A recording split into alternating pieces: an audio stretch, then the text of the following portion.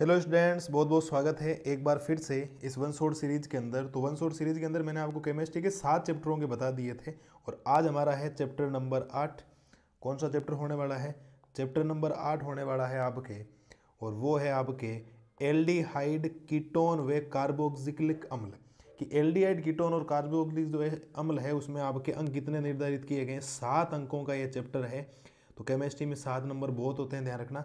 तो पहला क्वेश्चन है आपके कि आईयूपीएसी नाम लिखो। आईयूपीएसी नाम किन किन के लिखने हैं? एक तो मेलोनिक अम्ल के लिखने हैं, एक सक्सिनिक अम्ल के लिखने हैं, एक ऑक्जेलिक अम्ल के आपको आईयूपीएसी नाम लिखने आने चाहिए। मेलोनिक अम्ल का आपको आईयूपीएसी नाम आना चाहिए, सक्सिनिक अम्ल का आपको आईयूपीएसी नाम आना चाहिए और ऑक्जेलिक अम्ल का आपको आईयूपीएसी नाम आना चाहिए। 2,4-DNP का पूरा नाम लिखिए कि 2,4-DNP का पूरा नाम क्या होता है, ये आपको लिखना है। कार्बोक्सिलिक अम्ल व कार्बोक्सिलेट आयन की अनुनादी संरचना, इनकी अनुनादी संरचना आनी चाहिए। सैलिसिलिक अम्ल का सूत्र व आईयूपीएसी नाम लिखो कि सैलिसिलिक अम्ल का सूत्र और आईयूपीएसी नाम क्या होता है, ये आपको आना चाहिए। एल्डोल संघनन अभिक्रिया लिखो, वेरी वेरी इंपॉर्टेंट। और अगला क्वेश्चन भी बहुत इंपॉर्टेंट है, केनिजारो अभिक्रिया। ये आपको दोनों क्वेश्चंस अच्छी तरीके से आने चाहिए, इस बात को ध्यान रखना आप लोग। ठीक है, ये जो 6 क्वेश्चंस है अभी तक आपको बहुत, सैलिसिलिक अम्ल का सूत्र और आईयूपीएसी नाम भी बहुत इंपॉर्टेंट है। ऐसे में आपको जो 12 से 13 क्वेश्चंस बता रहा हूँ हर चैप्टर में, और आपको क्या चाहिए, टोटल 10 चैप्टरों में आपके पास 120 क्वेश्चंस के आसपास आएंगे। अगर आप लोग याद कर लेते हो तो अच्छे मार्क्स आपके आ जाएंगे, कोई दिक्कत आपको आएगी नहीं। ठीक है, वोल्फ किस्नर अपचयन अभिक्रिया लिखो। ये नाम वाली जितनी भी अभिक्रियाएं हैं ये एग्जामिनर की फेवरेट होती है, ध्यान रखना। रोजेनमुंड अपचयन अभिक्रिया लिखो, एस्टीकरण अभिक्रिया लिखो, ये आपको आना चाहिए, ध्यान रखना। वेरी वेरी इंपॉर्टेंट है, इनके ऊपर बिल्कुल भी कंजूसी मत करना।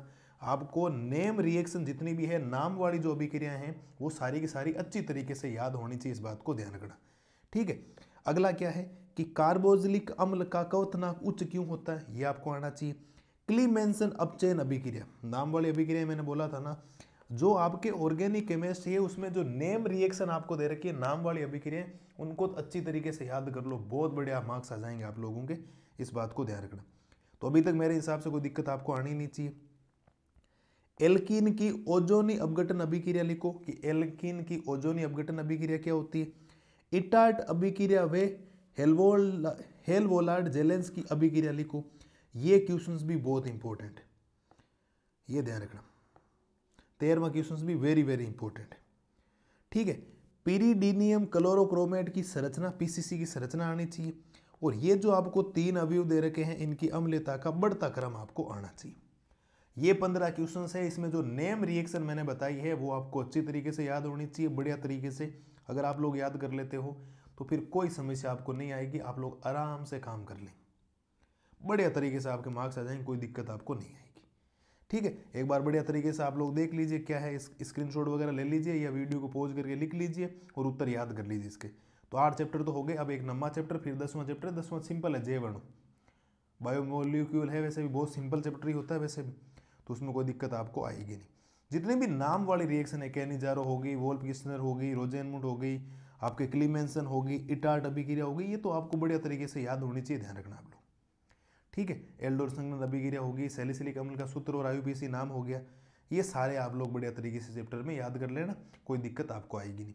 नेक्स्ट वीडियो मिलेंगे अध्याय नंबर 9 का सॉल्यूशंस, उसके इंपॉर्टेंट